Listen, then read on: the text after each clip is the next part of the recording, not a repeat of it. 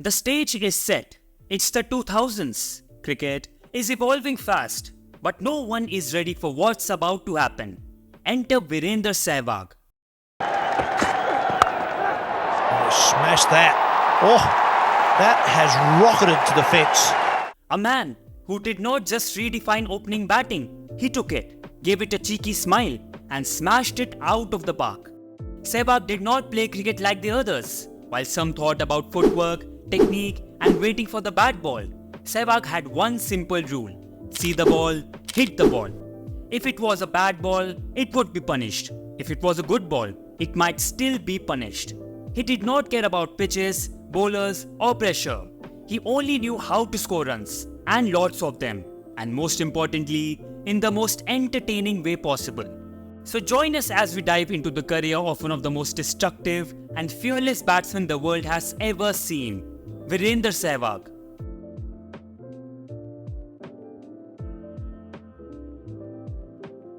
Virender Sehwag was not your typical textbook opening batsman. No, he was the guy who batted like he had a movie to catch right after the game, while his partner would take the traditional approach: leave, defend, duck. Sehwag would simply decide, I'll just hit that for 6. And suddenly, you'd hear the crack of the bat followed by the ball sailing into the stands. Sehwag's love for cricket began absurdly early. He was gifted a toy bat at just 7 months old, and from that moment on, the boy was hooked.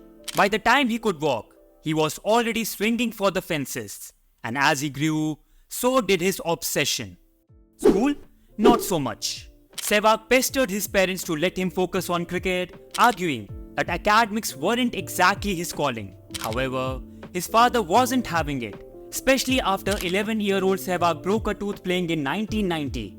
But Sehwag had a secret weapon: his mother. She helped him dodge the ban, and soon enough, the boy from Najafgarh was back on the field, ready to break more than just teeth. He was destined to break records. From the very beginning of his career, Sehwag earned a reputation as a ruthless attacking batsman. Whether it was a street in Najafgarh or the world's biggest cricket stadiums, if the ball came near his bat, it was in trouble. His mantra? Boundaries or nothing. It was this fearless approach that caught the eye of his coach Amarnath Sharma, who saw something special in the young Sehwag and immediately knew that this kid was different. I would never discourage him from playing his shots. I never told him not to hit the ball. If you are hitting it, hit hard. Sehwag made his first-class debut for the Delhi cricket team in the 1997-98 season, and it did not take long for bowlers across the domestic circuit to fear his name. With his ability to score big and fast, it wasn't long before the selectors came calling. And in 1999, Sehwag got his chance to don the Indian jersey, marking the start of a career that would redefine batting itself. Viru made his ODI debut in April 1999, but his debut against Pakistan was far from the dream start he had hoped for. Facing the fiery Shoaib Akhtar, he managed just 1 run before being trapped LBW, and his 3 overs with the ball went for a costly 35 runs. Unsurprisingly, he was dropped from the team after that performance and did not get another chance for nearly 20 months. But Sehwag wasn't one to back down. He went back to the domestic circuit, where his bat spoke louder than any setback. Fast forward to 2001, and Sehwag was back, this time making his test debut against South Africa.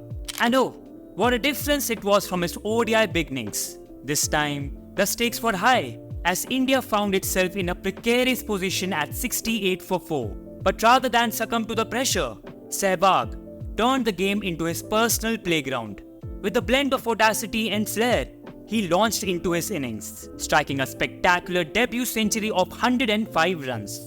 Each boundary was a statement, lifting India from the depths of despair to a respectable score and showcasing the fearless maverick he had become.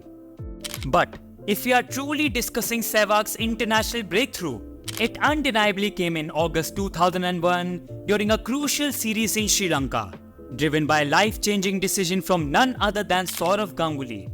With the regular opener Sachin Tendulkar sidelined due to a foot injury, Ganguly made a daring move and promoted Sehwag to the opening slot. It was a gamble that could have easily backfired, but instead, it became a master stroke. This pivotal decision not only launched Sehwag's career into the stratosphere, but also ushered in a new era of aggressive opening play.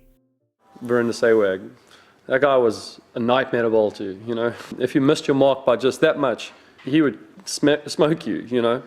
Sehwag played the game like no one else, fearlessly, relentlessly, and with an audacity that left bowlers scrambling. He had the balance and hand-eye coordination that would have made the best of batsmen jealous. Under his brutal assault, bowlers did not just struggle, they were left utterly disoriented, unable to find any rhythm as Sehwag relentlessly disrupted their line and length. Ask any bowler who had to face Sehwag in his prime, and you'll see the pain in their eyes. The frustration wasn't just about getting hit, it was that they had no idea how to bowl to him. Yorkers, he would flick them for 4. Short pitch deliveries, pulled into the stands, tied off stump lines, blasted through covers. Every plan, every strategy, nothing worked. Milestones did not matter to him, nor did the fear of getting out. His only mission was to launch the next ball to the boundary, often with a casual brilliance that left the crowd in awe and the bowlers in disbelief. So here's the thing, Sehwag wasn't just a cricketer, he was an entertainer. Viru had this effortless, almost lazy charm about his batting, turning boundary hitting into child's play. While others stressed over technique and footwork, Sehwag barely moved, flicking balls to the boundary, often humming Bollywood tunes under his helmet.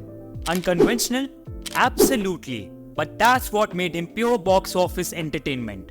As Kapil Dev would put it, players like Sehwag bring the crowd back to Test cricket. And once Ramiz Raja said, when Viv Richards retired, I thought it was end of entertainment. But then came Sehwag, the king of entertainment. Most batsmen dream of reaching a century. A triple century? That's reserved for legends. But Sehwag, he did not stop at 100 or even 200. No, he went all the way. And that too, twice. 309 against Pakistan in Multan, 319 against South Africa in Chennai. But for now, let's focus on the iconic 309 at Multan.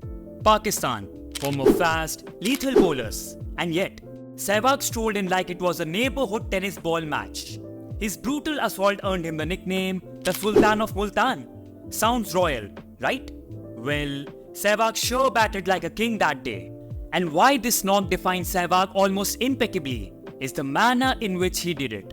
Having gotten out on 195 in the preceding series in Australia, any batsman would have suffered nervousness, right? But Sehwag was built differently. And while it is easy to say that he did not care about records, the Nawab of Najafgarh actually did not. He had already brought up his 100 with a 6, and standing on the brink of becoming the first ever Indian to score a triple century, Sehwag would step out to hit a 6 to bring up his 300. A triple century with a 6? Who does that? Virender Sehwag does. The audacity to think about just launching one over deep mid-on. A brilliant 300. Sehwag's stats are as jaw-dropping as his batting. In ODIs, Sehwag hammered 8,273 runs at a blistering strike rate of 104.33 with an average of 35.05. Even more dangerous in tests, he scored 8,586 runs at an impressive 49.34 average and an 82.23 strike rate. And let's not forget his 136 wickets, just to show he wasn't only about smashing boundaries. In 2009, Sehwag made history as the first Indian to be named Wisden's leading cricketer in the world, a title he retained the following year, becoming the first player from any country to do so. Sehwag holds the highest test score by an Indian, 319 against South Africa, scoring the fastest triple century ever with 300 of 278 balls. He also holds the fastest 250 in tests and is the only Indian with 2 triple centuries. Virender Sehwag holds the highest career strike rate in test matches among batsmen with at least 3,000 runs, and his performances against Pakistan? Iconic. He averaged over 90 against them, scoring 4 centuries against India's fiercest rivals. Sehwag wasn't just about making hundreds, he made them count. Of his 23 test centuries, 11 were converted into a scores of 150 plus, a habit that reflected his insatiable appetite for runs. With 15 ODI centuries to his name and being the only batsman in history to score over 7,500 runs as an opener in both formats, Sehwag's place in cricket folklore was set. Virender Sehwag wasn't just a cricketer, he was a revolution. He tore apart the idea that Test cricket had to be slow. He made it fast, brutal, and exhilarating. A batter so destructive that bowlers needed therapy after facing him. A man who loved boundaries like a kid loves candy. He had no time for singles when fours and sixes were on the table. He did not play to block, he played to destroy. So guys, that's it for today's video. But don't go anywhere, because coming up next, we are diving into the world of Rahul Dravid, the wall of Indian cricket. Don't forget to like, share and subscribe to my channel for more videos like this. Until next time, keep watching this beautiful game. See you soon.